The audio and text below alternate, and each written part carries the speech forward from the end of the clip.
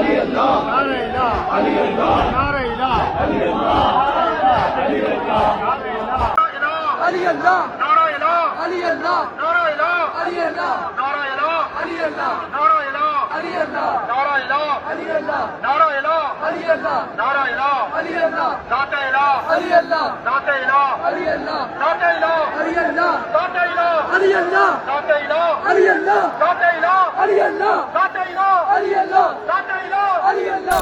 تمام دوستوں، بہنوں اور بزرگوں کو السلام علیکم۔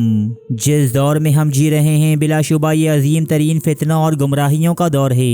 ہر روز ایک نیا اور انوکھا فتنہ سامنے آتا ہے جو امت کی آراء میں تقسیم اور ان کے اعتقادات میں پورا گندگی کا باعث بنتا ہے۔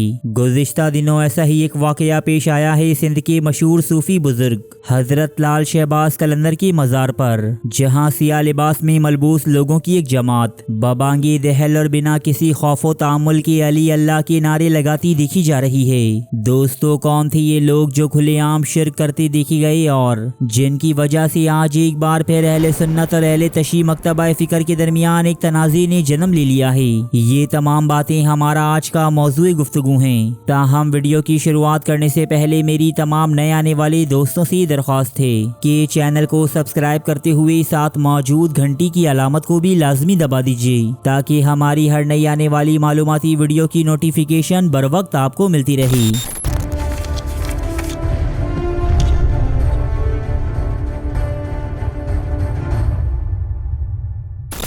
حضرت لال شہباز قلندر اللہ کی ایک نیک بندی اور معروف صوفی بزرگ گزرے ہیں جو سندھ کے سب سے مشہور ولی کہلاتے ہیں۔ خلقت خدا کا ایک بہت وسیع گروہ بلا تفریق رنگ و مذہب اور نسل حضرت لال شہباز قلندر سے عقیدت رکھتا ہے اور آپ کی تعلیمات پر عمل کرتا ہے، خواہ ہندو ہوں یا مسلمان، شیعہ ہوں یا سنی، سفید فام ہو یا سیاہ فام، یہ سب کے سب آپ کے معتقد ہیں، صرف اس لیے کہ آپ نے اپنی تمام عمر لوگوں کو یہ خدائے واحد کی بندگی اور اسی کی عبادت کا درس دیا، لوگوں میں محبت، امن اور یکجہتی کو پروان چڑھایا اور انہیں برائیوں اور بدعمالیوں سے روکا۔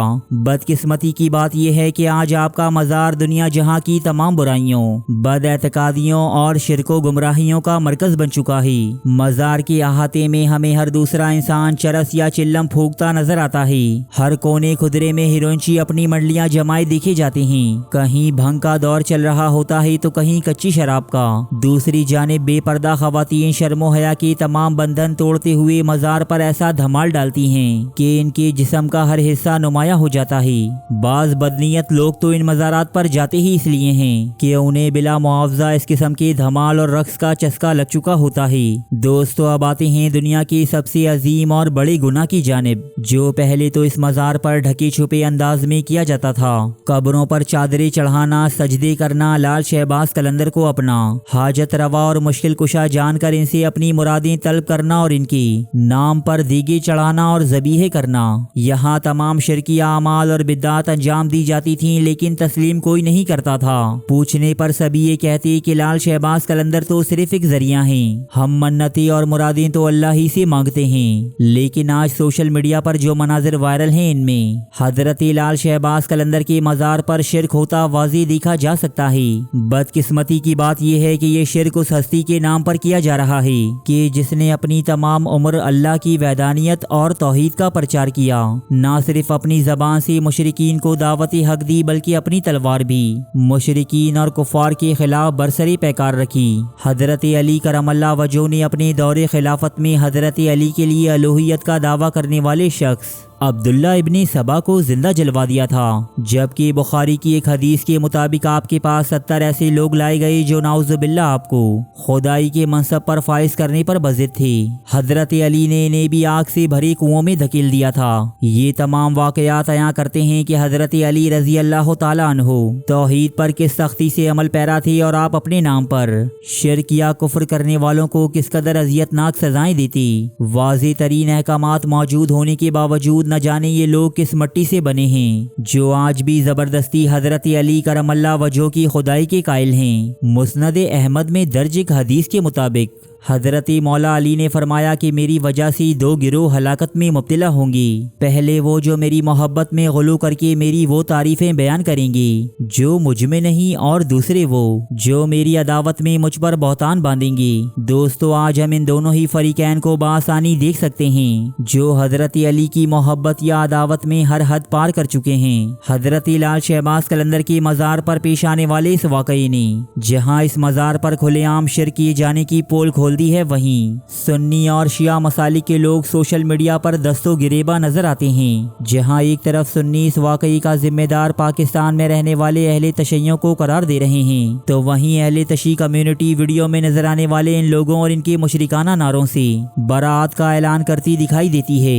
دوستو، اثنا عشری شیعہ حضرت علی رضی اللہ تعالیٰ عنہ کو حضور اکرم صلی اللہ علیہ وآلہ وسلم کے جانشین، پہلے خلیفہ اور امام معصوم ضرور قرار دیتے ہیں، جو ان کا اہل سنت سے ایک اختلافی نظریہ ہے۔ تاہم اثنا عشری اہل تشیع میں حضرت علی کو الوہیت دینا یعنی خدا تسلیم کرنے کی کوئی گنجائش نہیں۔ یہ عمل ان کے یہاں بھی کفر و شرک ہی تسلیم کیا جاتا ہے۔ تو اب سوال یہ پیدا ہوتا ہے کہ ویڈیو میں علی اللہ کے نعرے لگانے والے جب سنی نہیں، شیعہ بھی نہیں، تو پھر کون ہیں؟ دوستو، ماضی میں حضرت علی رضی اللہ تعالیٰ عنہ کی الوہیت کا اقرار کرنے والے بہت سے فرقے موجود تھے، جن میں فرقہ سبائیہ، فرقہ خطابیہ اور فرقہ غرابیہ سر فہرست ہیں۔ تاہم یہ سب کے سب وقت کے ساتھ ساتھ معدوم ہو چکے ہیں۔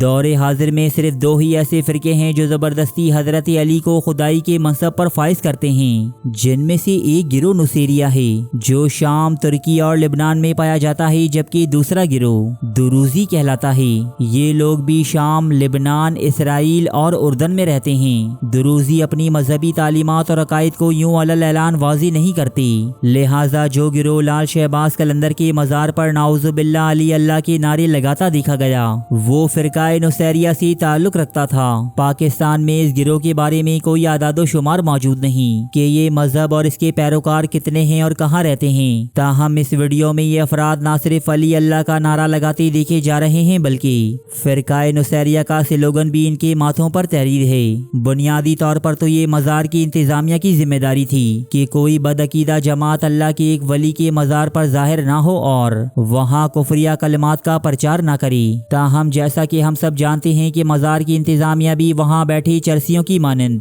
بھنگ کے نشے میں دھت ہے، تو پھر یہ ذمہ داری حکومت وقت پر عائد ہوتی ہے کہ وہ اس ویڈیو میں نظر آ رہے ہر اس شخص کا احتساب کرے کہ جو کھلے عام کفر و شرک کی تشہیر کر رہا ہے۔ یہ جماعت نہ صرف اسلام کی روح عقیدہ توحید کو نقصان پہنچا رہی ہے، بلکہ یہ حضرت علی کرم اللہ وجہہ کی گستاخی کی مرتکب بھی ہو رہی ہے۔ میری دعا ہے کہ اللہ انہیں جلد از جلد اپنے سنگین گناہ سے توبہ کی توفیق عطا کرے، اور اگر توبہ ان کے نصیب میں نہیں تو پھر انہیں شریعت و آئین کے تحت یقینی سزائیں ملنی چاہیے۔ میں امید کرتا ہوں کہ یہ ویڈیو آپ کی معلومات میں اضافے کا باعث بنی ہوگی۔ واقعی اگر ایسا ہے تو اسے لائک ضرور کیجیے گا، جبکہ ہمیں کمنٹ باکس میں یہ بتائیے گا کہ آپ مزید کس موضوع پر ویڈیو دیکھنا چاہتے ہیں، تاکہ ہم اپنے کانٹینٹ کو آپ کی مرضی کے مطابق ڈھال سکیں۔ ملتا ہوں آپ سے ایک اور نئی اور انوکھی ویڈیو کے ساتھ، تب تک کے لیے اللہ نگہبان۔